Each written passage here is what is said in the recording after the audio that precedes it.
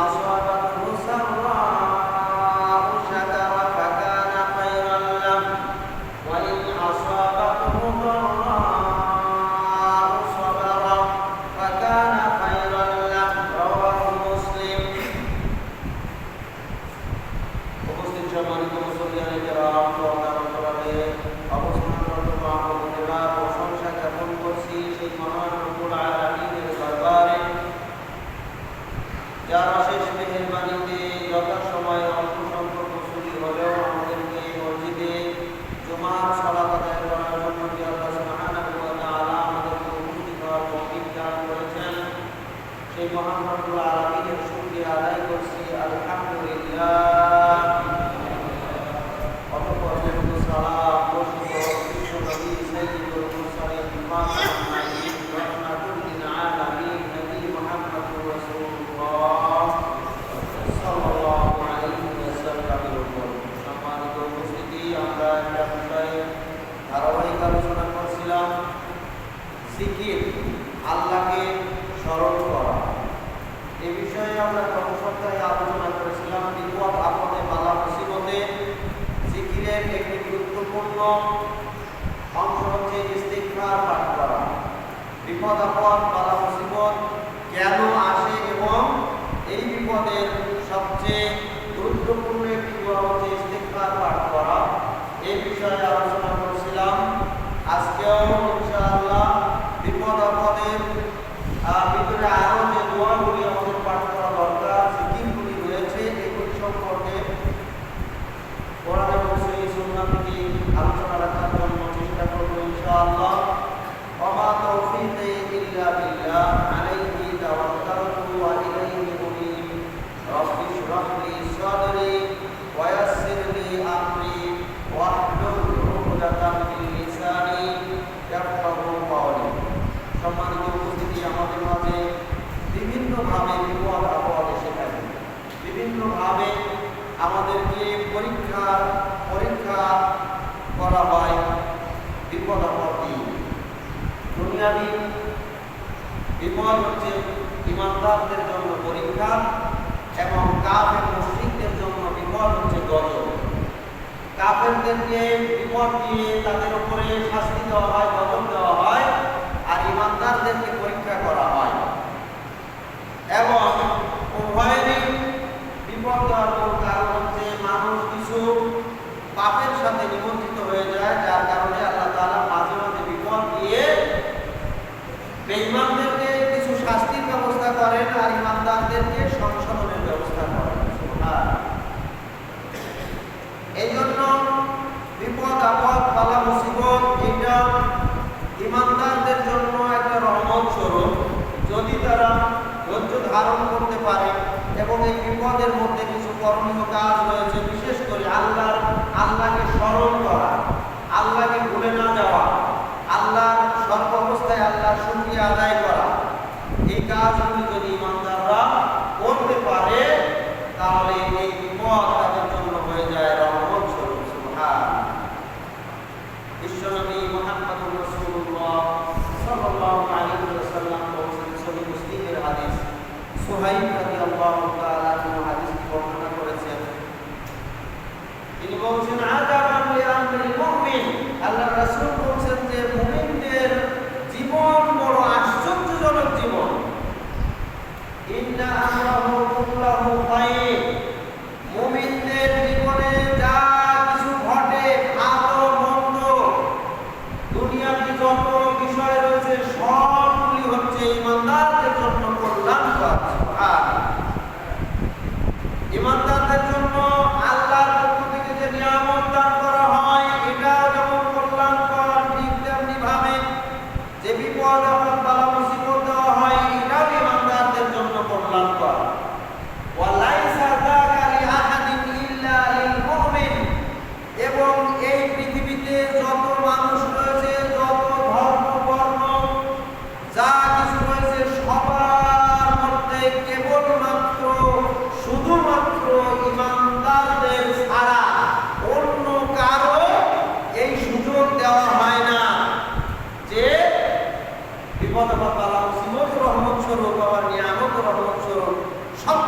রহমত, কোনো কিছুই আল্লাহর রহমত থেকে বাদ যায় না। এটা ইমানদারদের ক্ষেত্রে ছাড়া অন্য কোন মানুষের ক্ষেত্রে এটা ঘটে না। সুবহান লাইসা যাকা লিআহাদিন ইল্লা লিল মুমিন, ইমানদার ছাড়া অন্য কোনো মানুষের ক্ষেত্রে জীবনের সবটুকু অংশ কল্যাণকর নয়। ইমানদারদের জন্য জীবনে যা কিছু ঘটে সবকিছুই তার জন্য কল্যাণকর, যদি তারা আল্লাহ তাআলার নির্দেশিত পথে চলতে পারে, এই দিক নির্দেশনা ফলো করতে পারে।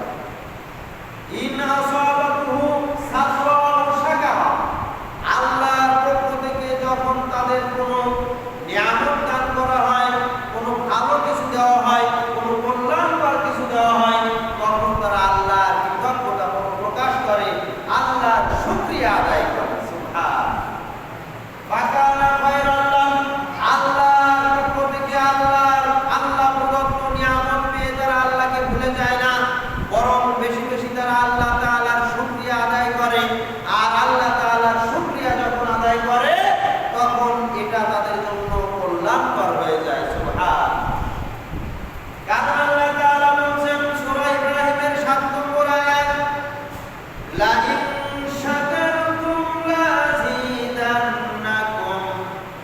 ওয়া লা ইন কাফারতুম ইন্না আযাবি লাশাদীদ, যদি তোমরা আল্লাহর শুকরিয়া আদায় করো, আল্লাহর কৃতজ্ঞতা প্রকাশ করো, তাহলে আল্লাহ তাআলা তোমাদের এই নিয়ামতকে আরো বেশি বেশি বাড়িয়ে দিবেন। সুবহান ওয়ালা ইন কাফারতুম, আর আল্লাহর নিয়ামত পেয়ে যদি তোমরা আল্লাহকে ভুলে যাও, আল্লাহকে অস্বীকার করো, তাহলে ইন্না আযাবি লাশাদীদ, আমার আযাবের জন্য তোমরা অপেক্ষা করতে থাকো। আমার আযাব বড় কঠিন, কঠিন আযাবের জন্য তোমরা অপেক্ষা করতে থাকো।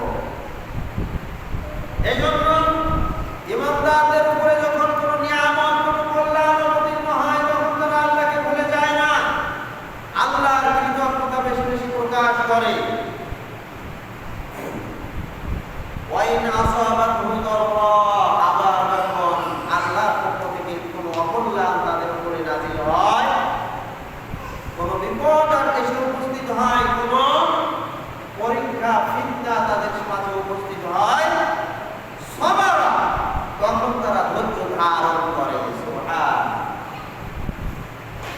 ধৈর্য ধারণ করেন, আল্লাহর প্রতি তাওয়াক্কুল করে, ভরসা করেন, আল্লাহর পক্ষ থেকে নির্ধারণ করা তাকদীরের প্রতি বিশ্বাস স্থাপন করে, এবং তারা আল্লাহর ফয়সালাকে মেনে নেয়, যার কারণে ফাকানা খায়রান লাহুম, এটা তাদের জন্য আরো কল্যাণকর হয়ে যায়। সুবহান তাহলে কল্যাণ তাদের জন্য কল্যাণকর, নিয়ামত তাদের জন্য কল্যাণকর, বিপদ আপদ বালা মুসিবত তাদের জন্য কল্যাণকর। সুবহান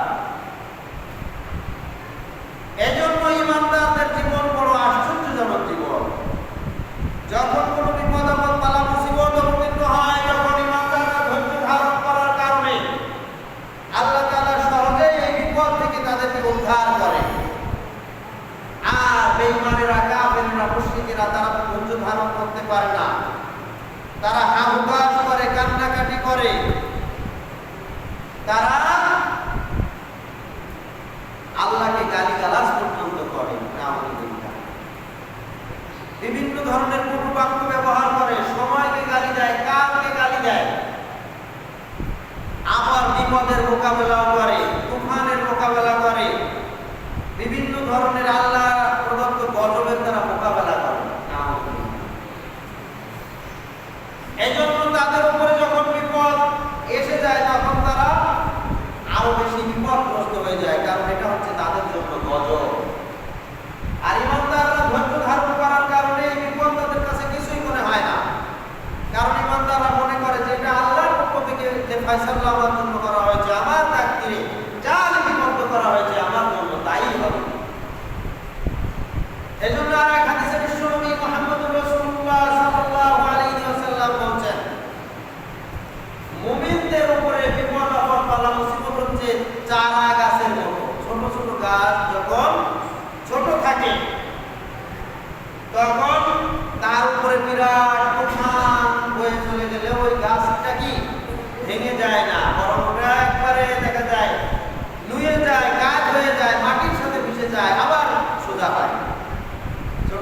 পাট গাছের চারা, শাক গাছের চারা, ছোট ছোট চারা যেগুলো মাত্র 4 দিন 5 দিন 1 সপ্তাহ বা 10 দিন বয়স, এরকম চারার উপর দিয়ে তুফান বয়ে চললে এই গাছগুলো মাটির সাথে মিশে যায়, আবার সোজা। মুমিনদের জীবন হচ্ছে চারা গাছের মতো। এর উপর দিয়ে তুফান বয়ে চললেও যখন তুফান চলে যায় তখন আবার সোজা হয়ে যায়।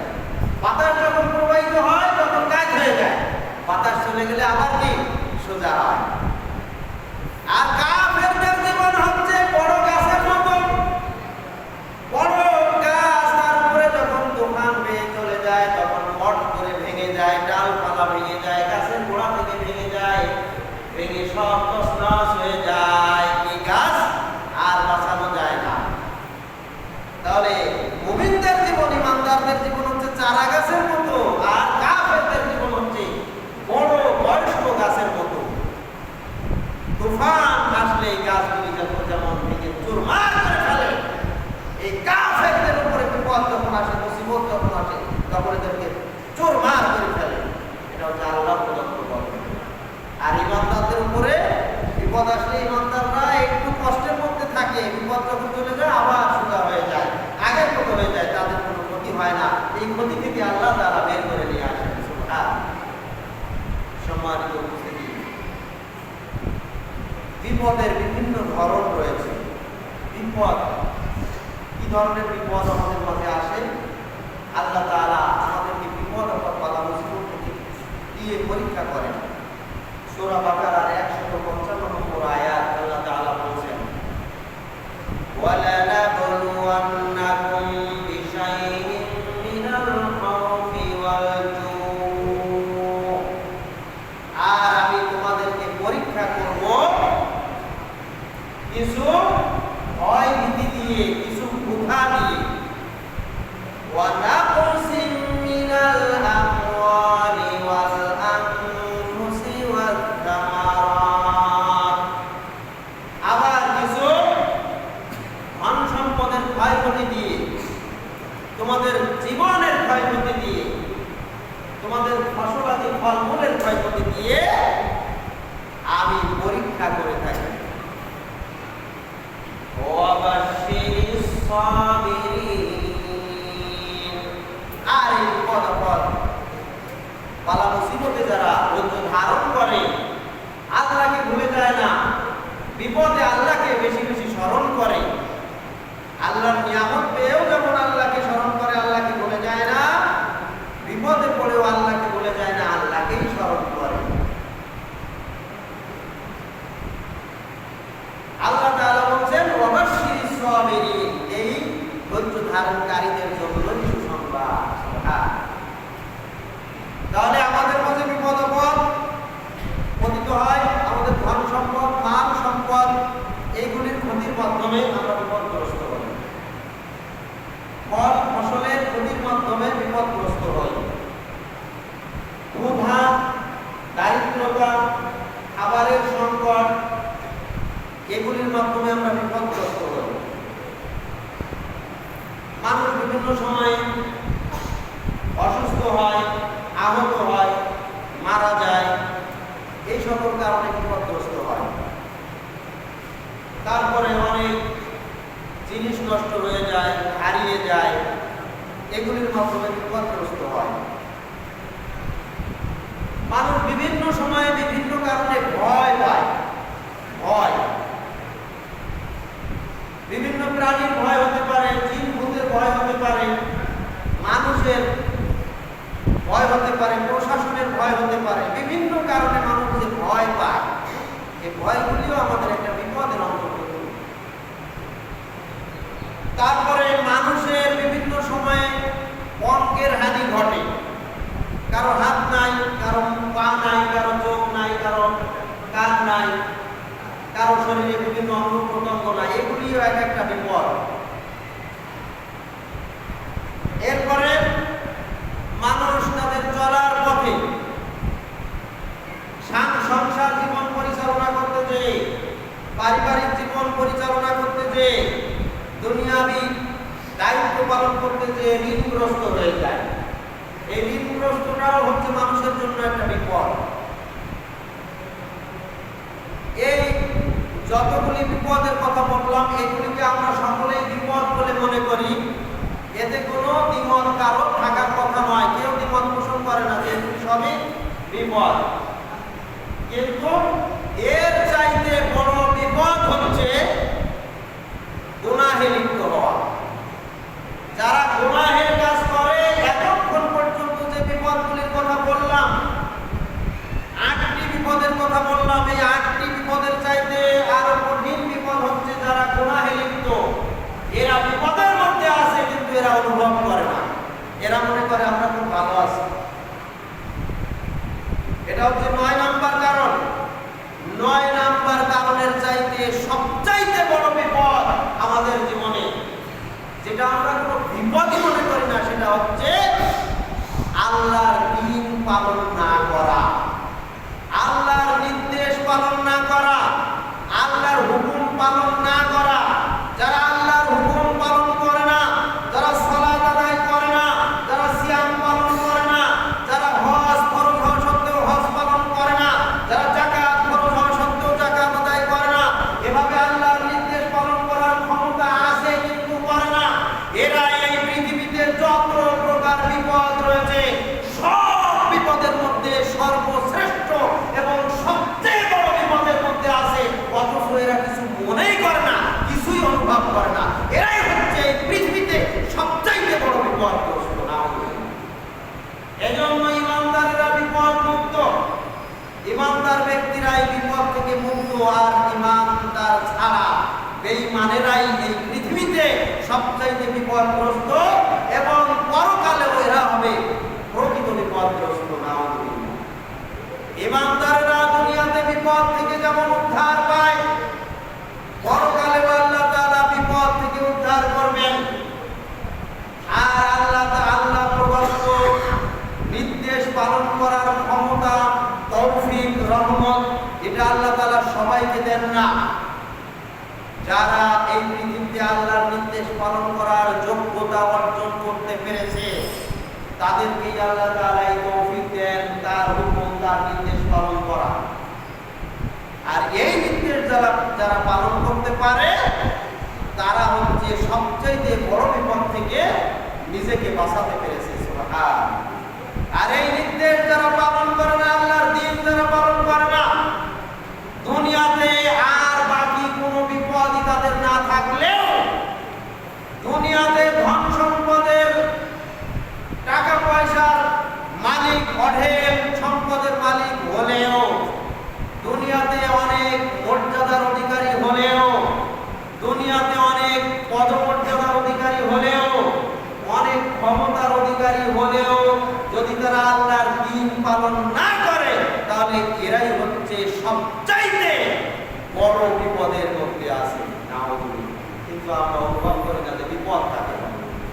আমরা ছোট বিপদগুলিকে বিপদ হিসাবে চিহ্নিত করি, মুসিবত হিসাবে চিহ্নিত করি, কিন্তু বড় বিপদকে কিছুই মনে করি না। সম্মানিত উপস্থিতি, তাহলে ইমানদারদের জন্য সবচাইতে বড় করণীয় কাজ হচ্ছে সর্ব অবস্থায় আল্লাহ তাআলার নির্দেশকে যথাযথভাবে অনুসরণ করা, যথাযথভাবে মেনে চলা, এবং বিপদ আপদ বালা মুসিবতে আমাদের বিভিন্ন জিকির আছে, বিভিন্ন দোয়া আছে, এইগুলি পাঠ করা। ইমাম ইবনে সাদি রাহমাতুল্লাহ আলাইহি বিপদের সময় বিভিন্ন ধরনের যে ইস্তিগফারগুলি, যে জিকিরগুলি আছে, এইগুলি পাঠ করার ব্যাপারে তিনি গবেষণা করে 6টি গুরুত্বপূর্ণ দোয়ার কথা, আমলের কথা বলেছেন। এই দোয়াগুলি মূলত আমাদেরকে বিপদ থেকে বাঁচাবে, বিভিন্ন প্রকার বিপদ থেকে আমাদেরকে বাঁচাবে আমরা যদি এই আমলগুলি করি। 1 নাম্বার, বেশি বেশি ইস্তিগফার পাঠ করা, যেটা গত সপ্তাহেও বলেছিলাম, আজকেও কিছু বলবো। ইস্তিগফার বেশি বেশি পাঠ করলে আল্লাহ তাআলা সকল প্রকার বিপদ থেকে আমাদেরকে বাঁচাবেন। 2 নাম্বার হচ্ছে বেশি বেশি দুরূদ পাঠ করা। দুরূদ পাঠ করলে আল্লাহ তাআলা রহমত নাজিলের মাধ্যমে বিপদ থেকে আমাদেরকে বাঁচাবেন। 3 নাম্বার হচ্ছে ইয়া যাল জালালি ওয়াল ইকরাম, এই দোয়াটি বেশি বেশি পাঠ করা। এর মাধ্যমে আল্লাহ তাআলা আমাদেরকে বিপদ আপদ বালা মুসিবত থেকে বাঁচাবেন। 4 নাম্বার হচ্ছে লা হাওলা ওয়ালা কুওয়াতা ইল্লা বিল্লাহ, এই দোয়াটা বেশি বেশি পাঠ করা। 5 নাম্বার হচ্ছে দুআয়ে ইউনূস, যেটা গত সপ্তাহে বলেছিলাম। ইউনূস আলাইহিস সালাম বিপদগ্রস্ত হয়ে যে দোয়াটি পাঠ করেছিলেন, লা ইলাহা ইল্লা আনতা সুবহানাকা ইন্নী কুনতু মিনাজ জালিমিন, এই দোয়াটা বেশি বেশি পাঠ করা। 1 লাখ বার বা 1.5 লাখ বার বলে পাঠ করিয়ে হুজুর দিয়ে, হাফেজ সাহেব দিয়ে, ছাত্র দিয়ে পাঠ করিয়ে কারো নামে বকশিয়ে দেওয়া, এজন্য দোয়া ইউনূস না। দোয়া ইউনূস আপনাকেই পড়তে হবে, যে বিপদগ্রস্ত তাকেই পড়তে হবে। আরেকজনের মাধ্যমে পড়িয়ে নেওয়ার নাম দোয়া ইউনূস পাঠ করা নয়। আরেকজনের মাধ্যমে পড়িয়ে নেওয়ার কোনো প্রয়োজন নাই। আমাদের সমাজে, আমাদের এলাকায় এরকম বহু আমল দেখা যায়। এখন একটু কমেছে, ইতিপূর্বে আমরা দেখেছি বিপদগ্রস্ত হচ্ছে বাড়ির মালিক, কিন্তু বাড়িতে কিছু হুজুর ভাড়া করে নিয়ে এসেছে। হাফেজ সাহেব, এলাকার ইমাম সাহেবদেরকে ভাড়া করে নিয়ে এসেছে। তাদেরকে কিছু হাদিয়া তোহফা দিবে, খাদ্য খাবারের ব্যবস্থা করবে, এজন্য বাড়িতে নিয়ে এসেছে। কি করবে? খতমে ইউনূস, 1.25 লাখ বার ইউনূস, দোয়া ইউনূস খতম করবে, এজন্য নিয়ে এসেছে। বাড়িতে হুজুরদেরকে বসিয়ে খতমে ইউনূস পড়াতে লেগে এবার সে গেছে বাজার করতে, সে গেছে তার কাজ করতে, বাড়ির মালিক গেছে তার কাজ করতে, বাজার করতে, তার ধান্দায় সে আছে। সে যদি এদের সাথে বসে একটু পাঠ করতো, দোয়া পাঠ করতো, তাও তো কিছুটা মনে বুঝ দেওয়া যেত যে না, এ বিপদগ্রস্ত, এও ওদের সাথে শরীর হয়ে পাঠ করে। কিন্তু আশ্চর্যের বিষয় হচ্ছে হুজুররা পাঠ করে আর ও বাজার করে না। মানুষ কত বড় জাহেল। বলছিলাম দোয়া ইউনূস নিজে পাঠ করতে হবে, আর একজনের মাধ্যমে পাঠ করিয়ে দোয়া ইউনূস পাঠ করতে হবে না। প্রত্যেকটা দোয়া বিপদগ্রস্ত হলে আপনার দোয়া আপনাকেই পড়তে হবে। লা হাওলা ওয়ালা কুওয়াতা ইল্লা বিল্লাহ, জানেন না এই দোয়া এমন দোয়া আছে? ইয়া যাল জালালি ওয়াল ইকরাম, এইটুকু জানেন না এমন দোয়া আছে? পড়েন, সারা দিন পড়েন, বারবার পড়েন, বিপদগ্রস্ত হইলেই পড়েন। আস্তাগফিরুল্লাহ, এই দোয়াটা জানেন না এমন দোয়া আছে? তাহলে হুজুর ভাড়া করে আপনার বাড়িতে দোয়া পাঠ করতে হবে কেন? ইস্তিগফার পাঠ করতে হবে কেন? আপনি পারেন না পড়তে? 5 নাম্বার হচ্ছে দোয়া ইউনূস পাঠ করা। 6 নাম্বার হচ্ছে 4টি বাক্য আল্লাহর কাছে সবচেয়ে প্রিয়, সুবহানাল্লাহ, আলহামদুলিল্লাহ, লা ইলাহা ইল্লাল্লাহ, আল্লাহু আকবার। এটা আমরা একসাথে এক বাক্যে বলতে পারি এভাবে, সুবহানাল্লাহি ওয়ালহামদুলিল্লাহি ওয়া লা ইলাহা ইল্লাল্লাহু ওয়াল্লাহু আকবার। এই কালেমাটা বেশি বেশি পাঠ করা। এই 6টা ছোট ছোট দোয়া জিকির আছে, এই জিকিরগুলি পাঠ করলে আশা করা যায় আল্লাহ তাআলা আমাদেরকে বিপদ থেকে সহজেই ও দ্রুত মুক্তি দান করবেন। সুবহানাল্লাহ, এই আমলগুলি করতে হবে। সম্মানিত উপস্থিতি, একদা হাসান বসরি রাহমাতুল্লাহ আলাইহির কাছে এক লোক এসে বললেন যে, হে ইমামুল মুসলিমিন, এখন তো বৃষ্টি হচ্ছে না, আপনি এমন কিছু আমলের কথা বলে দিন যাতে করে আল্লাহ তাআলা বৃষ্টি দান করেন। হাসান বসরি রাহমাতুল্লাহ আলাইহি বলেন যে, বেশি বেশি ইস্তিগফার পাঠ করো, আল্লাহর কাছে ক্ষমা প্রার্থনা করো, পাপ থেকে ক্ষমা প্রার্থনা করো, আস্তাগফিরুল্লাহ পাঠ করো।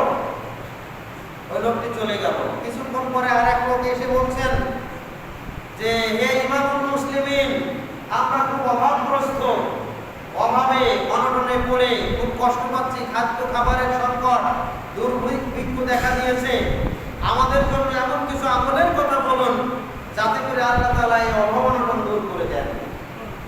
তখন ইমাম হাসান বসরি রাহমাতুল্লাহ আলাইহি তাকে বললেন, ইস্তাগফিরু, তুমি ইস্তিগফার পাঠ করো, তোমরা ইস্তিগফার পাঠ করতে থাকো, বেশি বেশি ইস্তিগফার পাঠ করো। লোকটি চলে গেল। কিছুক্ষণ পরে আরেক লোক আসলেন, এসে বলছেন যে, হে ইমামুল মুসলিমিন, আমার সন্তানাদি হয় না। এমন কিছু আমলের কথা বলুন যাতে করে আল্লাহ তাআলা আমার সন্তান দান করেন। হাসান বসরি বললেন যে তুমি ইস্তিগফার পাঠ করো। ইস্তিগফার পাঠ করলে আশা করা যায় আল্লাহ তাআলা, আল্লাহর কাছে ক্ষমা প্রার্থনা করো, বেশি বেশি ইস্তিগফার পাঠ করো, তাহলে আশা করা যায় আল্লাহ তাআলা তোমার সন্তান দান করবেন। এরপরে আবার কিছুক্ষণ পরে আরেক লোক এসে বলছে, হে ইমামুল মুসলিমিন, আমাদের এলাকার এই ফসলাদি বাগান, এই বাগান ঘাট, গাছ গাছালি সব তো মরে যাচ্ছে, পানির অভাবে, পানির সংকটে সব এলাকা শুকিয়ে যাচ্ছে, মরুভূমি হয়ে যাচ্ছে। আমাদের এমন কিছু আমলের কথা বলুন যাতে করে আল্লাহ তাআলা আমাদেরকে এর থেকে রক্ষা করেন। হাসান বসরি রাহমাতুল্লাহ আলাইহি বললেন, ইস্তাগফিরু, তোমরা ইস্তিগফার করো। হাসান বসরি রাহমাতুল্লাহ আলাইহির একজন অনুসারী এই বিষয়টি লক্ষ্য করে এই লোকটি চলে যাওয়ার পরে বলছেন যে, হে ইমামুল মুসলিমিন, আপনি এই যে বিভিন্ন সমস্যা নিয়ে আপনার কাছে আসলো, সবাইকে একই জবাব দিলেন, কারণটা কি? হাসান বসরি রাহমাতুল্লাহ আলাইহি বলেন, এর জবাব আমি আমার পক্ষ থেকে দেই নাই, আল্লাহ তাআলা নিজেই এর জবাব দিয়েছেন। আল্লাহ তাআলা বলেন সূরা নূহের 10 নম্বর আয়াত থেকে, ফাকুল তুস্তাগফিরু রাব্বাকুম ইন্নাহু কানা গফফারা। অতঃপর তোমরা তোমাদের রবের ইস্তিগফার করো, রবের নিকটে ক্ষমা প্রার্থনা করো, তিনি ক্ষমাশীল, পরম দয়ালু, তিনি আশা করা যায় তোমাদেরকে ক্ষমা করবেন।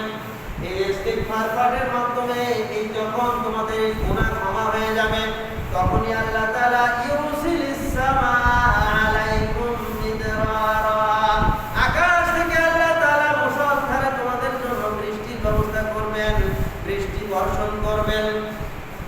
ওয়া ইউমদিদুকুম বিআমওয়ালিন ওয়া বানিনা, এবং আল্লাহ তাআলা তোমাদেরকে বাড়িয়ে দিবেন, তোমাদের ধন সম্পদ, তোমাদের সন্তান আদি দুনিয়াবি এই নিয়ামতকে আল্লাহ তাআলা বাড়িয়ে দিবেন।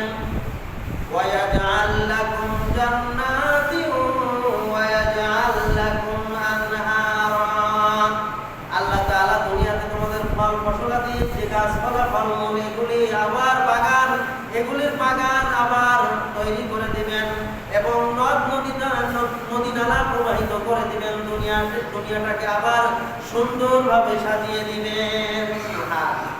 তোমাদের যা কিছু প্রয়োজন সব কিছু দেওয়ার মালিক হচ্ছেন একমাত্র আল্লাহ। সুতরাং আল্লাহ তাআলার কাছ থেকে নিয়ামতগুলি যদি তোমরা পেতে চাও, ফাকুল তুস্তাগফিরু রাব্বাকুম, তাহলে তোমাদের ওই প্রতিপালকের ইস্তিগফার বেশি বেশি করো। সুবহানাল্লাহ। সুতরাং বিপদ আপদে আমাদের কিছু চাওয়ার প্রয়োজন হলে আমাদেরকে বেশি বেশি ইস্তিগফার পাঠ করতে হবে, ক্ষমা প্রার্থনা আল্লাহর নিকটে, তাহলে আল্লাহ তাআলা আমাদের আশা পূরণ করবেন। সম্মানিত উপস্থিতি, ইমাম আহমদ বিন হাম্বল রাহমাতুল্লাহ আলাইহি, তিনি ছিলেন সেই যুগের জগৎ বিখ্যাত একজন আলেম, এবং এই পৃথিবীতে সবচাইতে বড় মুহাদ্দিস যাকে বলা হয় ইমাম আহমদ বিন হাম্বল, যিনি 10 লক্ষ হাদিসের হাফেজ ছিলেন। সুবহানাল্লাহ, 10 লক্ষ হাদিসের হাফেজ ইমাম আহমদ বিন হাম্বল। ইমাম বুখারীর উস্তাদ ইমাম বুখারী রাহমাতুল্লাহ আলাইহির চাইতেও বেশি হাদিস মুখস্থ ছিল আহমদ বিন হাম্বলের। ইমাম আহমদের লিখিত হাদিস গ্রন্থের নাম হচ্ছে মুসনাদে আহমদ, যার হাদিসের সংখ্যা প্রায় 40,000। তো এই ইমাম আহমদ বিন হাম্বল বিভিন্ন জায়গায় হাদিস সংগ্রহের কাজে সফরে, অধিকাংশ সময় সফরে কাটাতেন, সফরে থাকতেন। সফরে থাকা অবস্থায় একদা এক মসজিদে তিনি মাগরিবের সালাত আদায় করলেন, মাগরিবের সালাতের পরে এশা পর্যন্ত অপেক্ষা করে এশার সালাত আদায় করলেন। চিন্তা করলেন সারাদিন তো রাস্তাঘাটে পরিশ্রম করেছি, হাঁটাহাঁটি করেছি, সফর করেছি, ক্লান্ত শ্রান্ত, রাতটা মসজিদেই কাটিয়ে দিই। এশার পরে তিনি মসজিদে বসেই ব্যাগ থেকে হাদিস দিয়ে পড়া শুরু করলেন। মসজিদের খাদেম বলছেন যে, কি ব্যাপার, আপনি যাচ্ছেন না কেন? বলছেন, আমি আজকে রাত্রে মসজিদে থাকতে চাই। না, এই মসজিদে থাকা যাবে না, এ মসজিদে থাকার কোনো নিয়ম নেই, কোনো মুসাফির এই মসজিদে থাকতে পারবে না, মসজিদ তালাবদ্ধ করা হবে, আপনি বের হয়ে যান। বলছেন আমি অনেক দূরের একজন মুসাফির, ক্লান্ত শ্রান্ত, রাত্রে এখানে থাকতে চাই, এখন এই রাত্রে কোথায় গিয়ে থাকবো? আমি তো মাঝে মাঝে এরকম বিভিন্ন মসজিদে থাকি, তো এই মসজিদে আমি থাকতে চাচ্ছি, আমার একটু থাকতে দাও। ওই মসজিদের খাদেম নাফরমানরা বলছে না, এই মসজিদে থাকা যাবে না, থাকতেই দিল না। ইমাম আহমদ বিন হাম্বল যদি নিজের পরিচয় দিতেন তাহলে থাকতে দেওয়া তো দূরের কথা, আরো আপ্যায়ন এবং যত ধরনের তার সুন্দর আরামায়েশের ব্যবস্থা সবকিছু করা হতো, কিন্তু নিজের পরিচয় দেওয়াটা সলফে সালেহিনদের নীতি ছিল না। এটা নিজেকে জাহির করা। আজকের বর্তমান যুগের অধিকাংশ আলেমেরা যে কাজটি করে, কি করলে ভাইরাল হওয়া যাবে, বেশি বেশি ভাইরাল হওয়া যাবে, বেশি বেশি জনগণের সামনে উপস্থাপন করা যাবে নিজেকে, বেশি বেশি দাওয়াত পাওয়া যাবে বিভিন্ন ওয়াজ মাহফিলের জন্য। এই জন্য অল্প শিক্ষিত লোক, জেনারেল শিক্ষিত লোক, আলেম সেজেও ভাইরাল হয়ে বিভিন্ন জায়গায় তারা দাওয়াত গ্রহণ করছে। ইমাম আহমদ বিন হাম্বল রাহমাতুল্লাহ আলাইহি নিজের পরিচয় দেওয়া প্রয়োজন মনে করেননি। পরিচয় দিলে তার থাকার ব্যবস্থা খুব সুন্দরভাবে হতো, কিন্তু নিজের পরিচয় দেওয়ার প্রয়োজন তিনি অনুভব করেননি, বরং নিজেকে গোপনই রাখলেন। ইমাম আহমদ বিন হাম্বল সেই যুগের এমন একজন আলেম ছিলেন, প্রত্যেক মুসলিমরা মুখে মুখে ইমাম আহমদ বিন হাম্বলের প্রশংসা করত, কিন্তু যারা তাকে চিনত না, তারা তাকে জানতো না যে কে ইমাম আহমদ। আহমদ বিন হাম্বল মসজিদ থেকে বের হয়ে গেলেন, আল্লাহর উপরে তাওয়াক্কুল করেন, রাস্তায় হাঁটা শুরু করলেন। যেতে যেতে সামনে একটা বাজার পড়লো, বাজারে তিনি ঢুকলেন। বাজারে একটা রুটির দোকান ছিল, এই রুটির দোকানে রুটি বানাচ্ছিল এক ছেলে, দেখে মনে হচ্ছে একজন ভালো ছেলে, মুখে দাঁড়িয়ে আছে, একজন পরহেজগার ছেলে মনে হচ্ছে। সেখানে গেলেন, গিয়ে তাকে সালাম দিলেন, সালাম দিয়ে বললেন, সময়টা ছিল শীতের সময়, বলছেন আচ্ছা তোমার এই চুলার পিঠে চুলার পাশে বসে আমি যদি বসে একটু আগুন পোহাই এই শীতের মধ্যে এবং রাতটা এখানে বসে কাটিয়ে দেই, তাহলে কি তোমার আপত্তি আছে? ছেলেটি ছিল খুব ভদ্র ছেলে, একজন মুসলিম, একজন এরকম একজন ব্যক্তি দেখেই তিনি সাদরে গ্রহণ করলেন যে না, আমার কোনো আপত্তি নাই, আপনি তো একজন মুসলিম ব্যক্তি, আসেন আমার এখানে রাত কাটিয়ে দিন, আমার কোনো আপত্তি নাই। তিনি বসে গেলেন, বসে চুলার পাশে বসে আগুন পোহাচ্ছেন আর হাদিস বের করে পড়তেছেন, আর মাঝে মাঝে ওই ছেলেটার দিকে খেয়াল করছেন যে এই ছেলেটা কি করে, দেখছেন মুখ দিয়ে আস্তাগফিরুল্লাহ আস্তাগফিরুল্লাহ পাঠ করছেন, রুটি বেলছেন আর আস্তাগফিরুল্লাহ, রুটি তার উপরে দিচ্ছেন, কড়াইয়ের উপরে দিচ্ছেন, সেক দিচ্ছেন আর আস্তাগফিরুল্লাহ, রুটি আবার প্লেটে দিচ্ছেন, আস্তাগফিরুল্লাহ, এভাবে রুটি তৈরি করছেন। প্রত্যেকটা কাজে কাজে ঘন ঘন আস্তাগফিরুল্লাহ, শুধু আস্তাগফিরুল্লাহ পাঠ করছেন। এটা বেশ কিছুক্ষণ খেয়াল করার পরে ইমাম আহমদ জিজ্ঞাসা করলেন, হে যুবক, তুমি যে ঘন ঘন আস্তাগফিরুল্লাহ পাঠ করতেছো, কারণটা কি? বলছেন যে আস্তাগফিরুল্লাহ পাঠ করে আমি জীবনে অনেক কিছু পেয়েছি। বেশি বেশি আস্তাগফিরুল্লাহ পাঠ করার কারণে আল্লাহ তাআলা আমাকে মুস্তাজাবুদ দাওয়া হিসাবে কবুল করেছেন। সুবহানাল্লাহ। মুস্তাজাবুদ দাওয়া কাকে বলে? যিনি আল্লাহর কাছে দোয়া করলে আল্লাহ তাআলার সাথে সাথে দোয়া কবুল করেন, তাকে বলা হয় মুস্তাজাবুদ দাওয়া। সুবহানাল্লাহ। এই ছেলেটা একজন রুটিওয়ালা, কিন্তু সে আল্লাহর কাছে দোয়া করলে আল্লাহ তাআলা তার দোয়া কবুল করেন। ইমাম আহমদ যখন জানলেন ছেলেটি মুস্তাজাবুদ দাওয়া, ছেলেটি বলছে আমি আস্তাগফিরুল্লাহ ইস্তিগফার পাঠ করার কারণে আল্লাহ তাআলা আমাকে এমন তৌফিক দিয়েছেন, আমার জীবনে যা কিছু প্রয়োজন আল্লাহর কাছে চাই, আল্লাহর কাছে যখনই চাই তখনই আল্লাহ তাআলা আমার সেই চাওয়া অনুযায়ী প্রদান করেন। সুবহানাল্লাহ। বলতেছে এক পর্যায়ে বললেন, তবে আল্লাহ তাআলা আমার একটি মাত্র আশা এখনো পূরণ করেননি, তবে আমি আশাবাদী আল্লাহ তাআলা সেটাও পূরণ করবেন। ইমাম আহমদ কৌতূহলবশত জিজ্ঞাসা করলেন যে তোমার আবার একটা চাওয়া বাকি রয়েছে, পূরণ হয়নি, সেটা আবার রুটিওয়ালা বলছেন আমার জীবনে বহুত কিছু আল্লাহর কাছে বলেছি, আল্লাহর কাছে চেয়েছি, আল্লাহ তাআলা আমাকে দিয়েছেন, কিন্তু একটা আশা আল্লাহ তাআলা এখনো আমার পূরণ করেন নাই। সেটা হচ্ছে বর্তমান যুগের জগৎ বিখ্যাত একজন আলেম ইমাম আহমদ বিন হাম্বল। তিনি অনেক দূরে আছেন, আমার থেকে অনেক দূরে। আমি একজন ছোটখাটো গরিব মানুষ, রুটির ব্যবসায়ী, রুটিওয়ালা। আমি তার কাছে যে দীর্ঘ পথ সফর করে তার কাছে যে সাক্ষাৎ করে তার কাছ থেকে দোয়া নিয়ে আসতে পারবো, এটা আমার পক্ষে সম্ভব নয়। অথচ আমার বড় ইচ্ছা আমি তাকে একটু জড়িয়ে ধরবো, তার কপালে একটু চুম্বন করবো এবং তার কাছে আল্লাহর নিকটে তার কাছে খালেস ভাবে দোয়া প্রার্থনা করব, আমার নিজের জন্য একটু দোয়া চাবো তার কাছে, এই আশা। কিন্তু আমি তো একজন সাধারণ মানুষ, আমি তার কাছে যেতে পারবো না। তাই আল্লাহর কাছে বারবার চাই, হে আল্লাহ, ইস্তেগফারের পাশাপাশি আল্লাহর কাছে কামনা করি, আল্লাহ তুমি আমাকে এই জগৎ বিখ্যাত বর্তমান যুগের আলেমের সাথে একটু সাক্ষাৎ করিয়ে দিও, যাতে করে আমার এই আশা আমি পূরণ করতে পারি। ইমাম আহমদ বিন হাম্বল এই কথা শোনার সাথে সাথে তিনি তার চোখের পানিটা ধরে রাখতে পারলেন না, চোখ দিয়ে পানি বের হওয়া শুরু করে দিল। যে এই ছেলে কত আল্লাহর প্রিয় হলে আল্লাহ তাআলা তার এই শেষ দোয়াটাও কবুল করেছেন। সুবহান।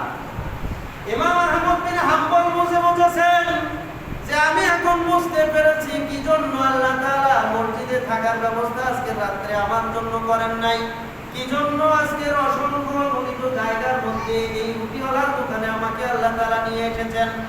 এখন বুঝতে পেরেছি আল্লাহ তাআলা এই ছেলের দোয়া ইস্তেগফার কবুল করার কারণে আমি স্বয়ং আহমদ বিন হাম্বলকে তার নিকটে পৌঁছিয়ে দিয়েছেন। সুবহানাল্লাহ। ইমাম আহমদ বিন হাম্বল আর নিজেকে ধরে রাখতে পারলেন না। তিনি এবার তাকে ডাক দিলেন, তাকে কাছে ডাকলেন, ডেকে তাকে জড়িয়ে ধরলেন, বললেন আল্লাহ তাআলা তোমার সকল দোয়াই কবুল করেছেন, আর কোনো দোয়া বাকি নাই। সুবহানাল্লাহ। ইমাম আহমদ বিন হাম্বলকে পাওয়ার জন্য তোমাকে তার নিকটে যাওয়ার প্রয়োজন নাই, আল্লাহ তাআলা স্বয়ং আহমদ বিন হাম্বলকে তোমার নিকটে এনে দিয়েছেন। সুবহানাল্লাহ। আমি হচ্ছি ইমাম আহমদ বিন হাম্বল, আমি আজকে তোমার নিকটে এসেছি, এটা আমার ইচ্ছায় আসি নাই, স্বয়ং আল্লাহ তাআলা তোমার নিকটেই আমাকে পৌঁছিয়ে দিয়েছেন। সুবহানাল্লাহ।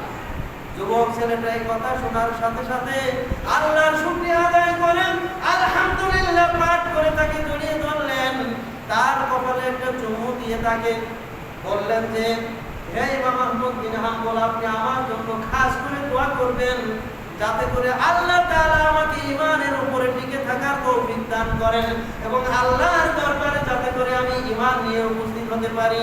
সুবহানাল্লাহ।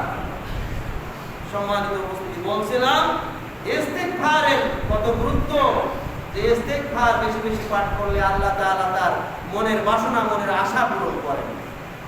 এজন্য যে কোনো প্রয়োজনে, যে কোনো বিপদে আপদে বালা মুসিবতে আমাদেরকে ইস্তেগফার পাঠ করতে হবে। সময় অনেক বেশি হয়ে গেছে, সময় কম, আলোচনা অনেক বেশি। ইস্তেগফার পাঠ, এরপরে বেশি বেশি দরুদ পাঠ করতে হবে। সাল্লু আলাইহি, আল্লাহ রাসূলের উপরে দরুদ পাঠ করতে হবে। ইন্নাল্লাহা ওয়া মালাইকাতাহু ইউসাল্লুনা আলান নবী, নিশ্চয় আল্লাহ তাআলা আল্লাহর রাসূলের উপরে রহমত বর্ষণ করেন। দরুদের মাধ্যমে আল্লাহ তাআলা তার রাসূলের উপরে রহমত বর্ষণ করেন। ওয়া মালাইকাতাহু, ফেরেশতারাও আল্লাহর রাসূলের জন্য দরুদ পাঠ করে আল্লাহর রহমত পাওয়ার আশায়।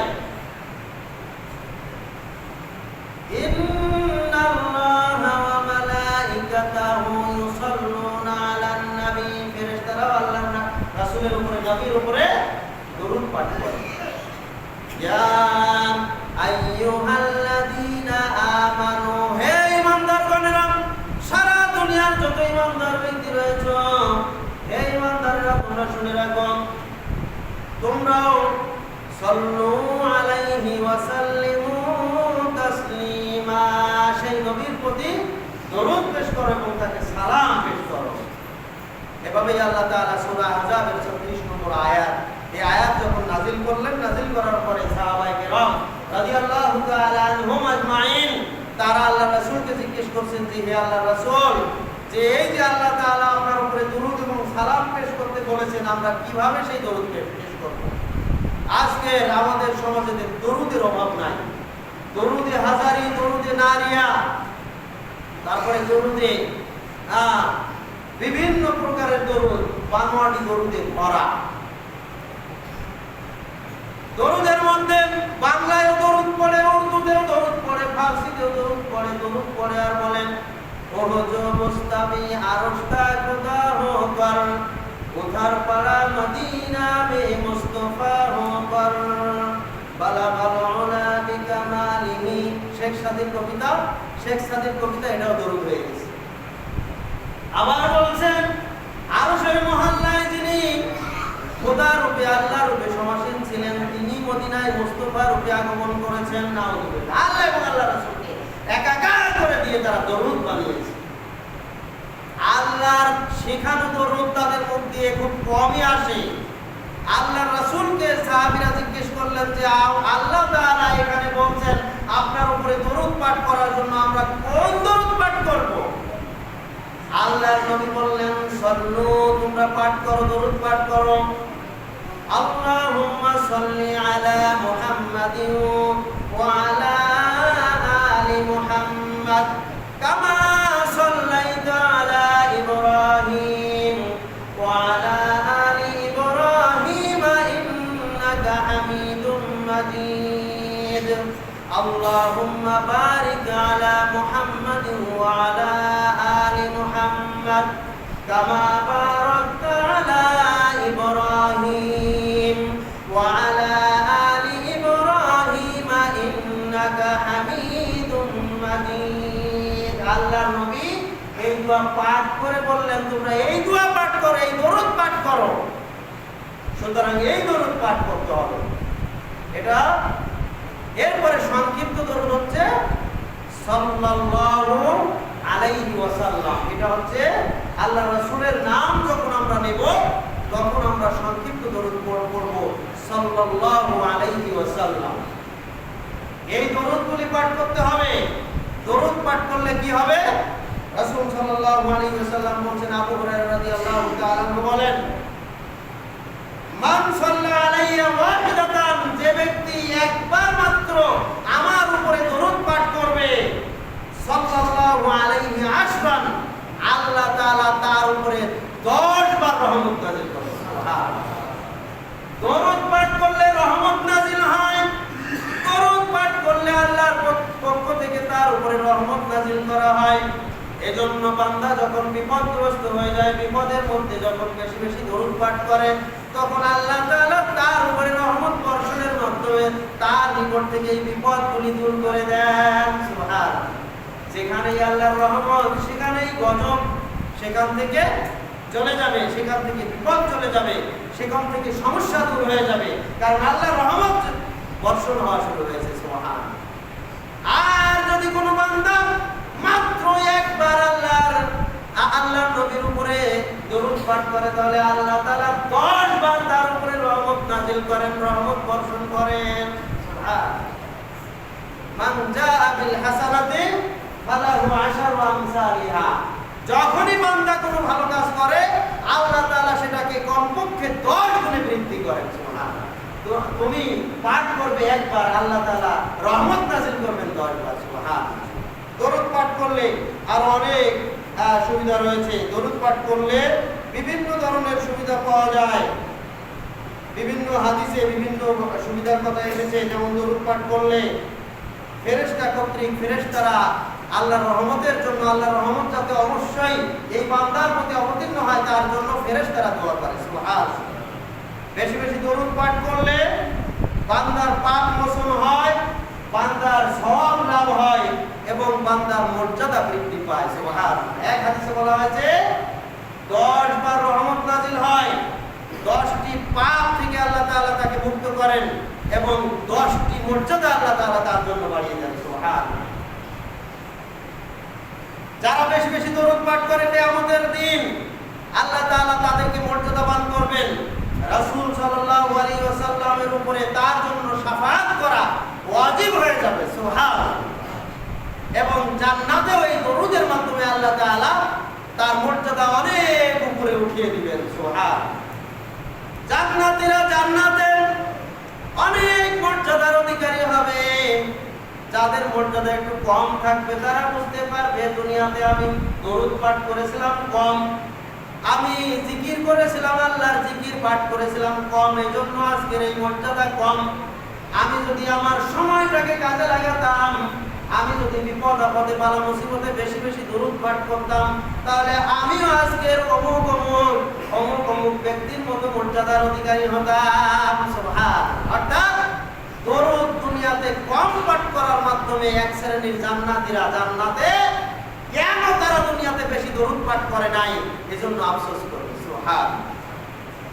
ফেরেশতারা এই দরুদ আল্লাহ রাসূলের নিকটে পৌঁছিয়ে দেন। সুবহানাল্লাহ।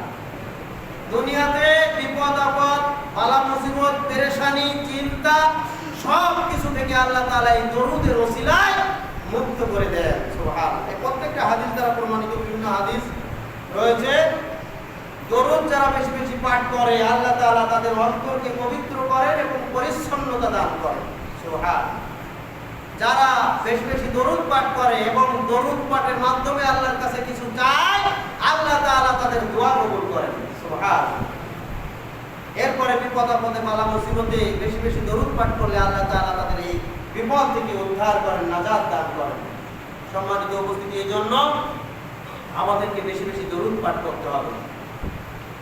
এরপরে বিপদ আপদ বালা মুসিবত যখন আমাদের নিকটে আসবে তখন আমাদেরকে ধৈর্য ধারণ করতে হবে এবং আমাদেরকে আরেকটি দোয়া পাঠ করতে হবে। ইন্না আল্লাযীনা ইযা আসাবাতুহুম মুসিবাতুন ক্বালু ইন্না লিল্লাহি ওয়া ইন্না ইলাইহি রাজিউন।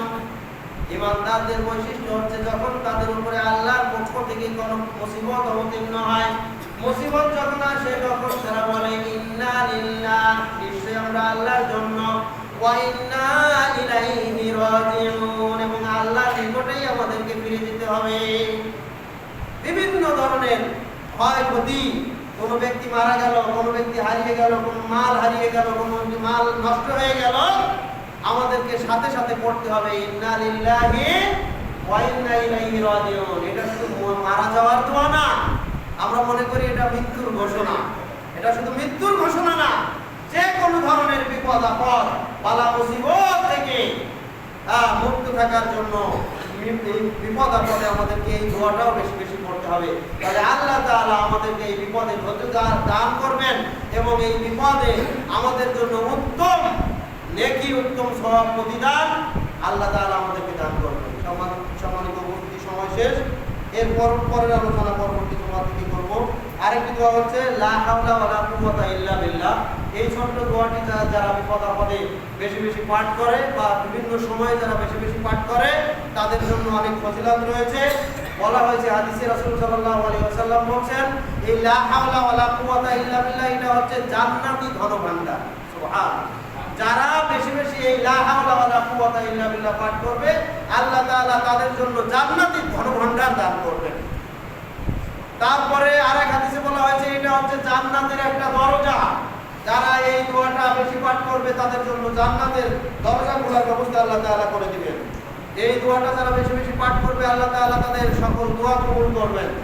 এরপরে বাড়ি থেকে যারা বের হওয়ার সময় এই দোয়া পাঠ করে বিসমিল্লাহি তাওয়াক্কালতু আলাল্লাহ লা হাওলা ওয়ালা কুওয়াতা ইল্লা বিল্লাহ, এই যে লা হাওলা দোয়াটা পাঠ করার মাধ্যমে বাড়ি থেকে বের হলো, আল্লাহ তাআলা তার যতক্ষণ পর্যন্ত বাসায় না ফিরবে ততক্ষণ পর্যন্ত এই রাস্তার সমস্ত প্রকার বিপদ আপদ বালা মুসিবতে আল্লাহ তাআলা তার দায়িত্ব গ্রহণ করে নেবেন। সুবহানাল্লাহ। তার হেফাজতের দায়িত্ব গ্রহণ করে নেবেন।